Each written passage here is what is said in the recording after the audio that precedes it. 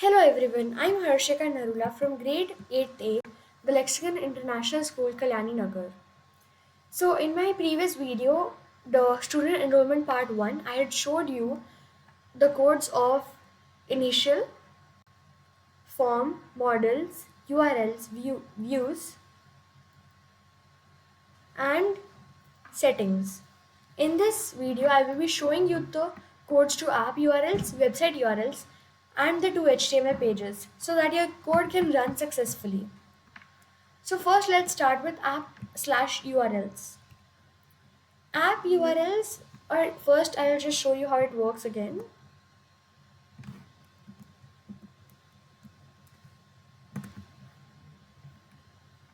We will copy this.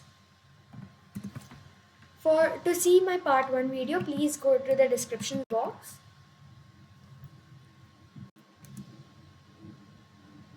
So you can see the form over here. I will write a random name.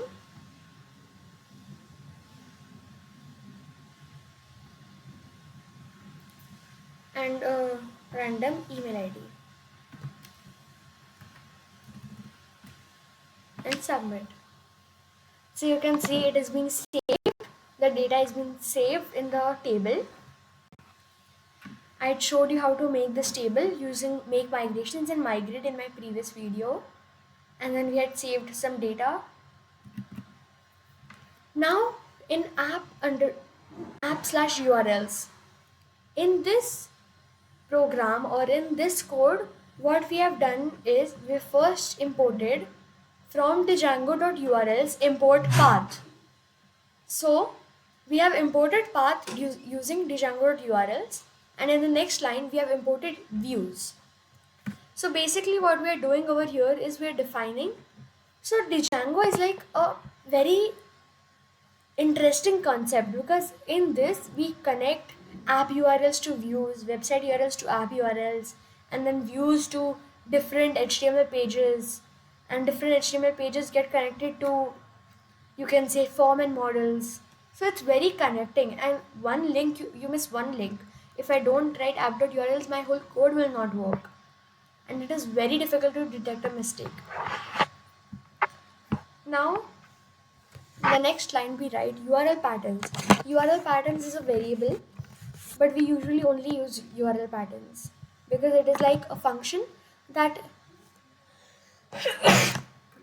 that everyone uses to define the path of views, the function of views.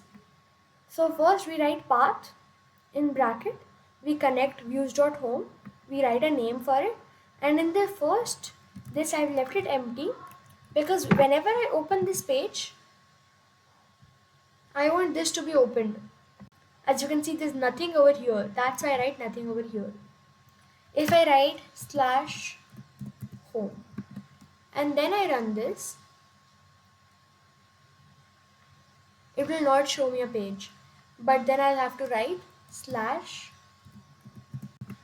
/home over here. Wait, what did I write?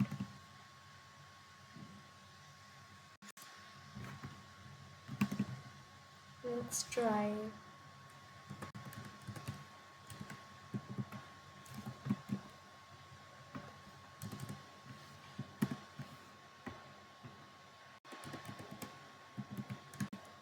Yes, sorry. So we see this page when we write the name, but it is very easy to just leave it as it is. So I'll just let it be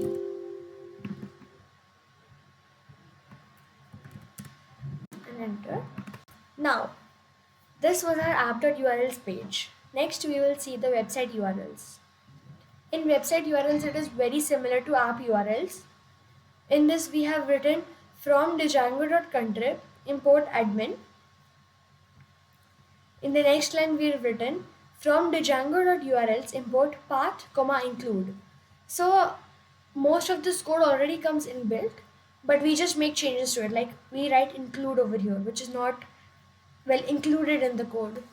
And then we write another line, which is path bracket include app.urls. So as I told you, we link the website URLs to the app URLs to the views. So this was our website URLs code. Next, I will show you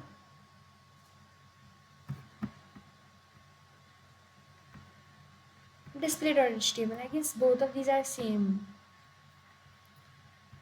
Yes, they're practically same. So first, let's see display.html. So when are we calling display.html? Let us first say that.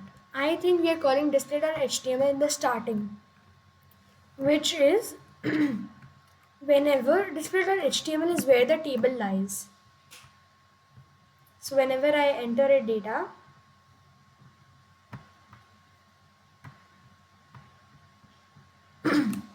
random contact number,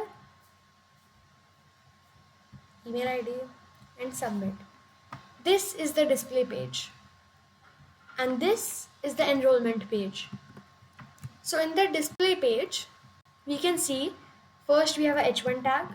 Yes, we have h1 tag. Then we have a if loop that gives us the ID. Oh, sorry, we're on this page. So then we have a loop that will help us show all the objects of this table. As you can see, I'm not only seeing one data that I have just entered, but all of the 9 datas. So that's why we have a loop for that. And as you can see stored over here, it is being passed and displayed through views.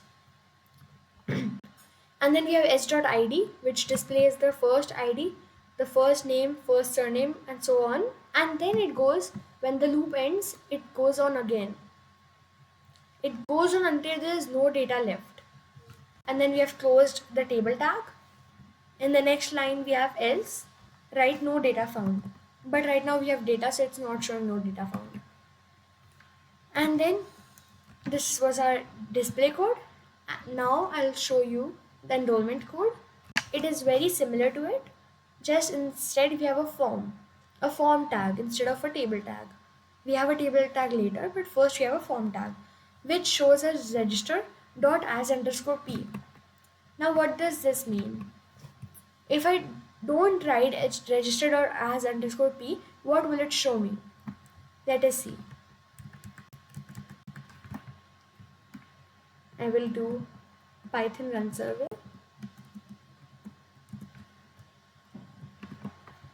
I will refresh it.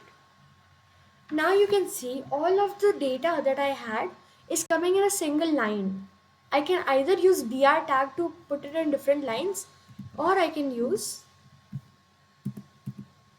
.as_p, and then I'll make a submit button in the end. Now you'll ask me, what is register? Register was nothing but a object of our forms, in which I told you that we store all our data. Next we close the form tag, and then we open a if loop. So it's if stored. In the next line we have a for loop, which is for s and stored. So we've passed stored and register in this enrollment form or HTML page, whatever you want to say it.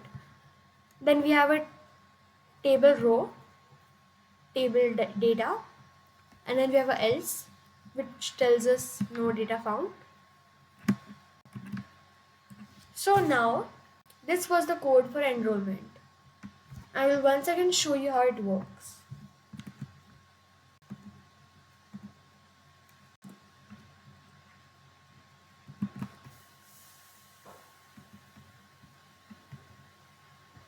First name, last name, contact number, and email ID. So we got these 10 datas from working on this code.